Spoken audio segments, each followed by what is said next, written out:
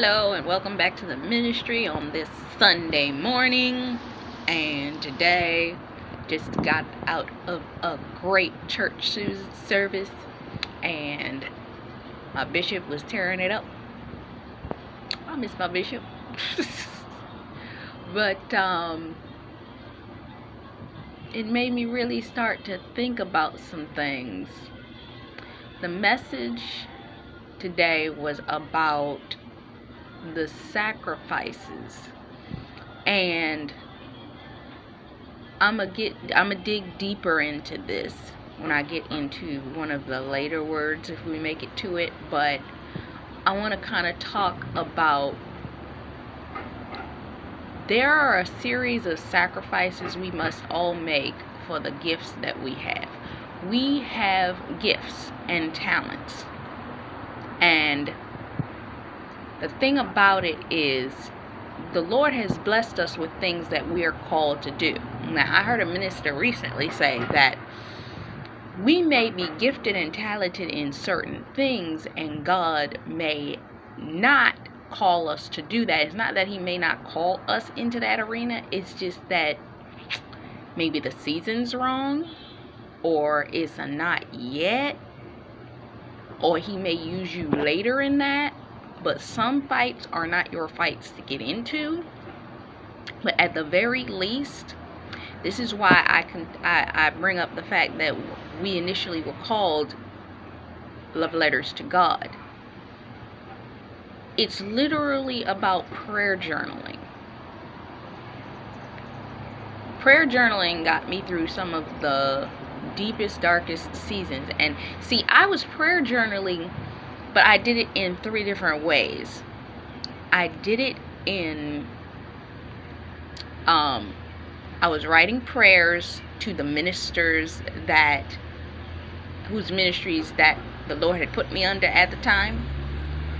I was also writing letters on my phone in a notepad specifically to God. And then I used to also write them in notebooks. Some people prayer journal in notebooks. I prefer to just type them out because it's easier that way. Because sometimes if I type them, I can go back into them and refer back to them to either copy over into a prayer request to be sent to my church, to the ministries that I follow, to the ministers that are praying in relation to those areas.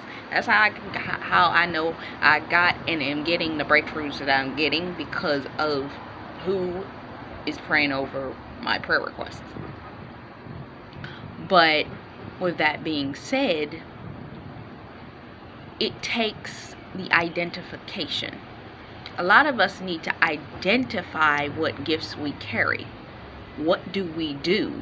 What is it that comes to us naturally without even thinking? For me, it's talking. And one would not.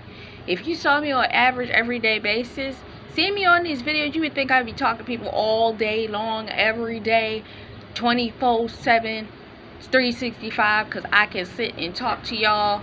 I do not. I could be sitting next to a person, especially if I know that they ain't really interested in anything I got to say. As soon as I come to your realization, oh, you're not the one I need to talk to, I will sit next to them all day, 24/7, 365, and they won't hear me talk but to make reference to a daily need or a thing that we were looking at on TV or what have you, making mild-mannered conversation. Won't talk at all. I come to realize why waste my breath on things that are not important with somebody that's not listening. But I know you guys are listening because you hear what I have to say. So with that being said, I realized one of my gifts is talking. That's why I have my podcast, The Steam to Live the Dream. Over there, I also minister in a way where we're currently in the process of shifting things with the podcast. So when the next season premieres, I've been sitting on a series of episodes that I that are batched that I'm going to be releasing that should cover me for in between 3 to 4 months. So when I get back into that, and then from there I have to determine what we're doing with that next set. Like as I'm inspired, I really just write or speak new episodes and so on and so forth. So that's one of my talents. I'm also an artist. I can draw. I'm a designer. I can design. I have an entire merchandise line for the Steam to Live the Dream podcast. I'm a blogger. More so than talking, I like writing. If you saw how many notes I kept, just in this, if you can see it, I don't know if you can see it with the glare, but this is my Tumblr, and that's just part of the article that I'm reading off of today. Just part of it. My articles are usually like all the way 3-4 sections down. So I have lengthy writing skills. I don't talk about it often because I'm gonna tell you this. I sing. I do. And I think I mentioned it previously, but I didn't go into it in depth because the warfare that I had previous seasons, when it came down to me singing, it was enough to make me stop singing for a season because it was bad.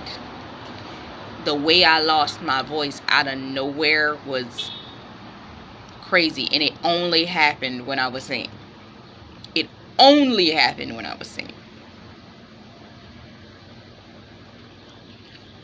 So, and I write music as well. And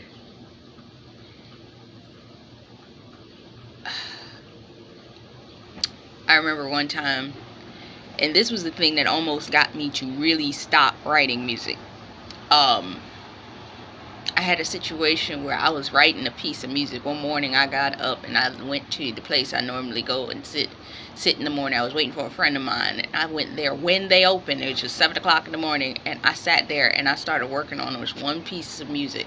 And I wrote down all of it on paper. It was 5 sheets of notebook paper. I wrote this whole song on.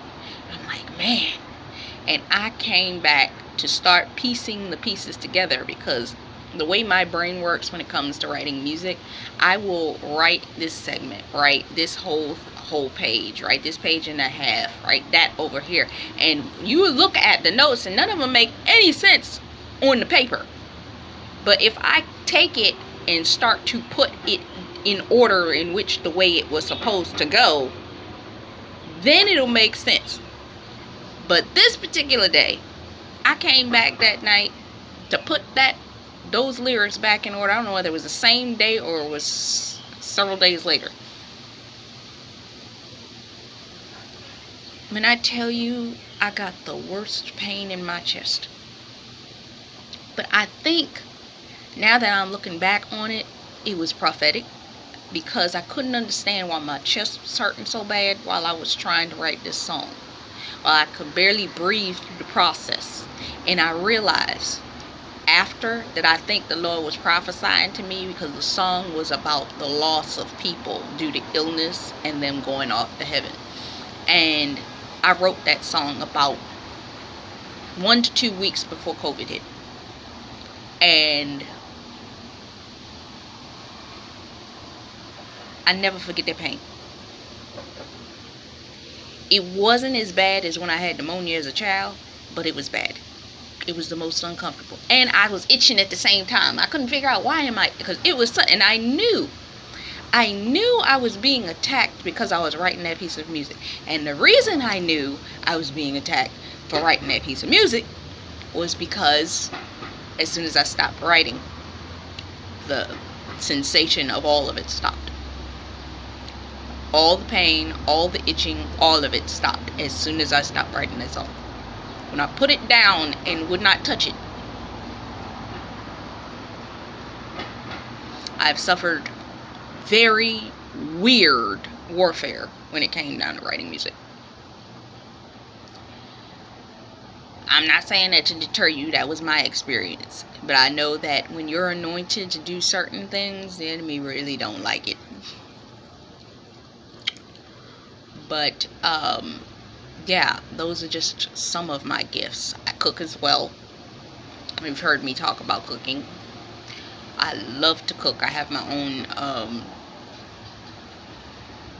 food Instagram, and I'm currently working on a project right now, trying to put some stuff together.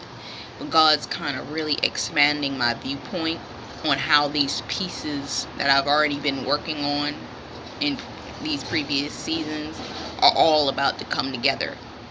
But my point for saying is this: you have to identify what your gifts are. Once you identify what those gifts are, you have to really sit up there and say to yourself, what are the ways that you can use these talents in the glorification of God? How can you feed the homeless? I used to, even before I left and went to New York, I used to go to, it was a group called I think it was LAAC, and they would feed the homeless. On Saturdays, I would go whenever they did it, and I would go help feed the homeless. Not to mention, even when I was in New York, I would go to the churches where the homeless people were. And I, as you've heard me say previously, I would go buy bags of food for the homeless all the time. Because I don't know what human being can walk past another human being on the street and see them struggling like that and not help them.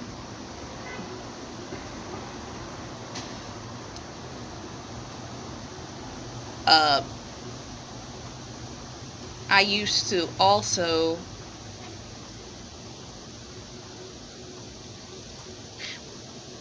I did at one point, I sang something at church, but I didn't sing in the church. But that's something that you can do if you have that kind of gift.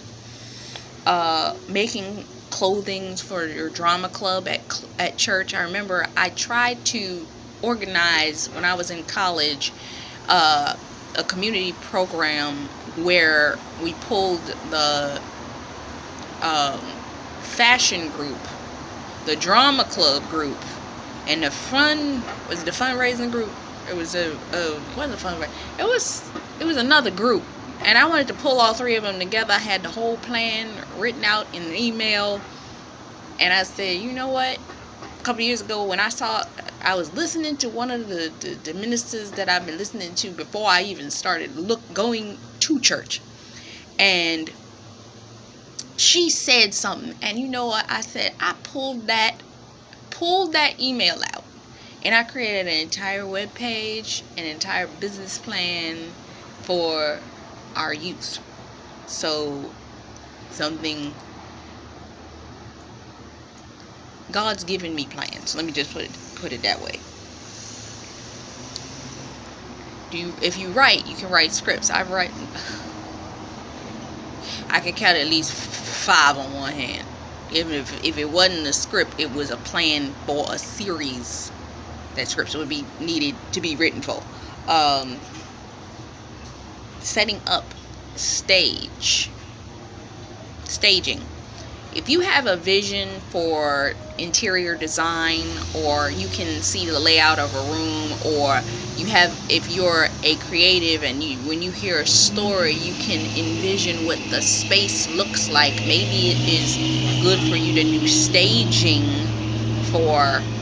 There was this thing when I was in New York called Made for Manhattan, and that was what a lot of them did. They did the staging, they helped with the light, they helped assist, they did any of the odd jobs that was really needed to make the production process go faster.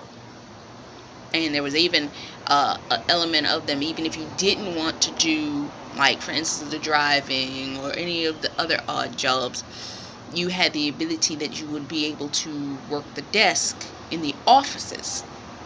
And I had applied for that. I didn't get in But it's something to think about, looking for those kinds of programs in your local community if you have gifts in that area. And you can cook food for events. You know people, they need food for events, especially with what has recently happened. There are a lot of people that probably, they ain't really out here like that, really trying to come out so soon after everything's happened. They may need meal preps. And if you can offer a service like that, serve. Whew. Being out here, there are bugs. So use your gifts, your passions, your talents. If you have questions, use them. Use the talents you have. What are you doing for God? How are you doing what you're doing for God? In what way are you blessing God with what you already have in your hands? Because there is a scripture that talks about the woman who, I've mentioned this before because I always talk about this. The woman who had to go and get the vessels. What do you already have in your hands, in your body, in your abilities? There's a man, he was a king, and he gave out 10 talents, 5 talents to this person, 2 talents to that person, 1 talent to the other person, and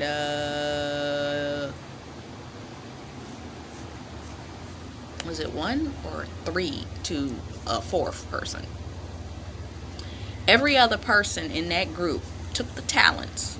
And talents in the Bible, I believe, was a sack of money. That was pretty heavy. Because I remember when the demonstration was shown one night at church, what that talent looked like. And I was like, I always used to wonder, what's a talent? It was a sack of money. It was a sack.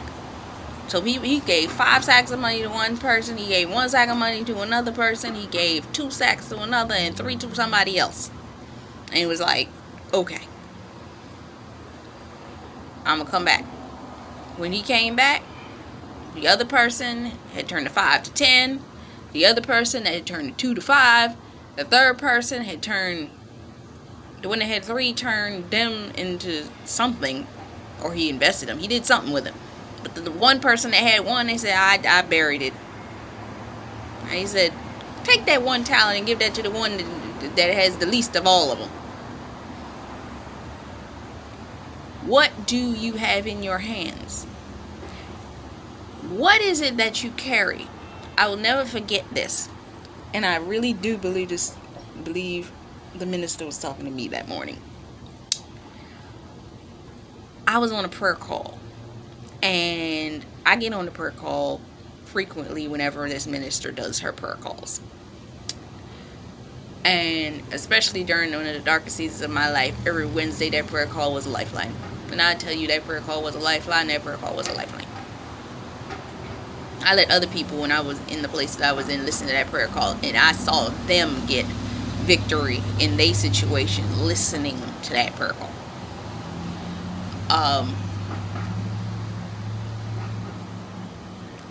She said in this particular day, she said, God has given you a gift. You're a singer, but you have digestive issues. And she was talking about XYZ in relation to me. And she said that what you need to do is do this. And you know what? It took me 8 months to do what she said. And I think that had I done what she said, I would have better results sooner, because I thought she was talking to me, but I didn't act. Then she said in that very same call that God has given you a gift. You use your gift. Do what God has called you to do. Do what God said. Because if you do not do what God said, there's somebody else that He will raise up in your place. That really stuck with me. Because if you really think about it, there's a scripture in the Bible that talks about, what is it?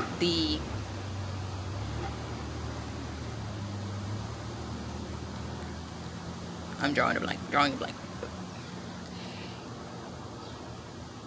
Oh, Elijah. When he ran from Jezebel and hid in the cave and was crying out to God. And God said, I got 7,000 more like you. So this is what I want you to do. I want you to go. I want you to anoint Jehu, Elisha, and a prince or somebody else. He had enough anointing in him to anoint 3 other people. And then he was going to let him go. I don't think about it like this. Think like this. Think that you have sat there. You sat with God. You've had your time with the Lord. You and the Lord were really in it. You prayed, you fasted, you've done everything you were supposed to do. You went through warfare. Just for the warfare alone, you should not want to release and let go of anything.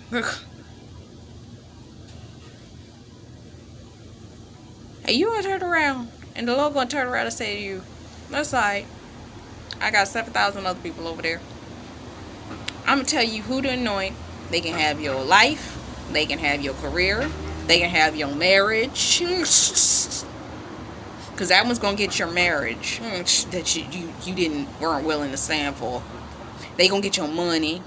The other person's gonna get you. Think real hard on that. Would you really want that? Because you wasn't willing to sit down and work on your talents and your skills and your abilities for God. Think really hard on that. Because I thought about that and I said to myself, this may be hard, but I'm going to stick here with it. So, what gifts and talents do you have? Identify them. Sit down and write them down. Sit down and see what careers that you can use all talents either all at once, or which careers that you would like to individually work with. Write down your dreams, your goals, the things that you used to do as a child that you let go, but you probably still do elements of it in your day-to-day anyway. Look, listen, pay attention.